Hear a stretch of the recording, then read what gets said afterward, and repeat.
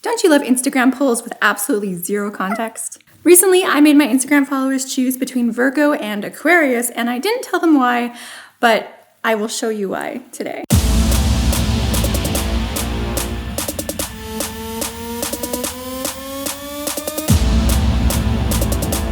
Over here is the step-by-step process of building my Aquarius painting because, you guessed it, Aquarius was the winner of that poll. Now for this painting, I used a specific method where you start grayscale and then you paint your color on afterwards. And I wanted to go over with you why you might decide to paint something in grayscale or what the benefits of using grayscale are. Now for this piece, I actually referenced myself. So those are my hands in the painting and it was my torso. I did use something else for the reference of the head, as well as grabbing things for the foliage in the swamp and whatever. And you'll see that when I'm working in grayscale, it's almost kind of like I'm sculpting with value. I'm not being distracted by color or hues or saturation of anything. It's completely just like carving it out with value. So I am kind of experimenting with the silhouette and the form of the scarf on her head to see what I think looks good. And I'm kind of focusing on her face at the moment because that's just where I started to go from.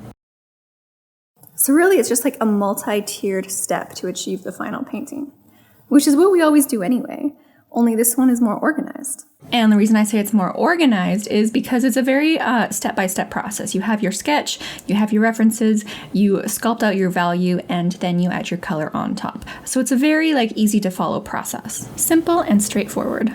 Now, first thing I want to point out is that this is not a finished piece. This was just one day of work. But I got a lot accomplished in that one day because I was so organized in my process. And that's the benefit of starting at grayscale. Now, value is probably one of the single most important things in a painting because it controls where our eye looks.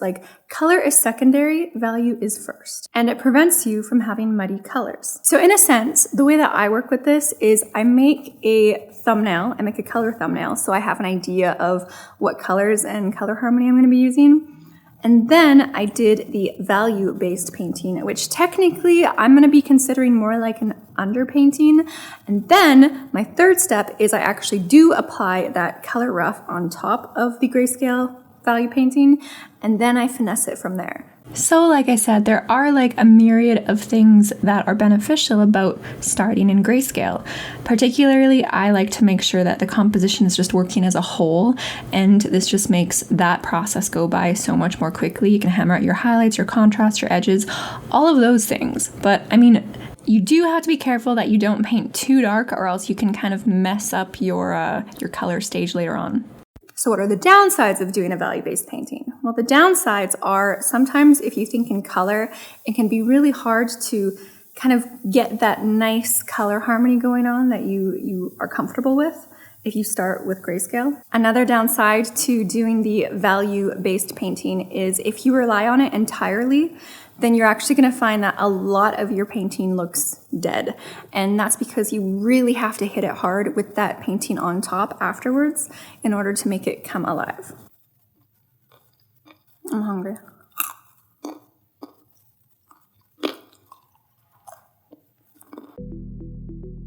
Now with my values more or less sorted out on the character, I decided I'm in a rush. I know I'm not going to have time to do everything in this one day, so I'm just focusing on the character, not on the background. So now I'm starting to introduce colors since I've finessed my value painting, and I start with basically the big things, the big colors. For example, now at this stage, you can see that I have applied my color rough over top of my grayscale painting, and I am now adding multiple different kinds of layers, whether it's an overlay layer, a soft layer, a vivid light layer, or whatever. And I'm adjusting the opacity, and I'm playing with the masking effects. So I don't want the color to come through everywhere, but only in some places. And there's gradients flying in there. It's just a whole whack load of different kinds of color layers and color adjustment layers. And then once I get that on there, that's when I go in with the paintbrush and I start finessing it and making sure that it's what I want.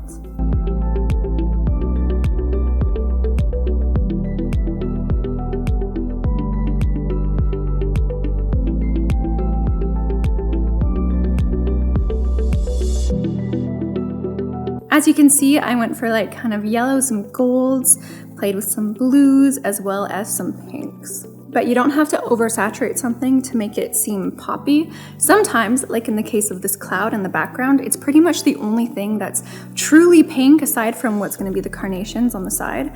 So, I mean, it's already popping. It doesn't have to be 100% saturation. It's working as it is, as like this soft splash of pink. And it contrasts pretty nicely with that nice blue figure. All right. Watch me whip these clouds into shape. Basically, I'm just doing this little trick where I kind of like outline the poofs in white and then I kind of like blend that out. And this makes for a very flat, poofy effect. If I want to, I might go in later and finesse it. But for now, I'm just leaving it as it is because this was an entire day's worth of painting and I was tired. So that's all we got.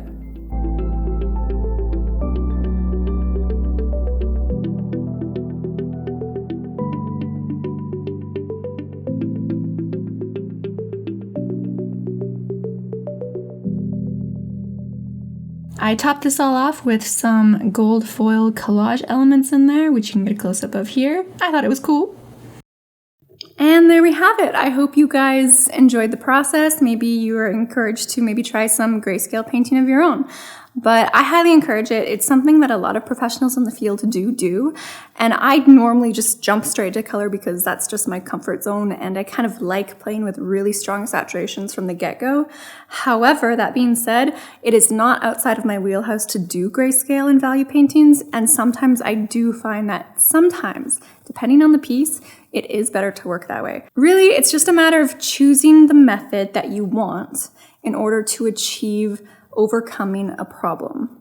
Doing a value grayscale painting beforehand isn't necessarily the right way, and doing color first isn't necessarily the wrong way. It all varies and it all depends on the particular piece that you're doing and how you are personally feeling about that painting. So do what you want to do, but explore the different options available to you. Thank you guys, and I will see you next week.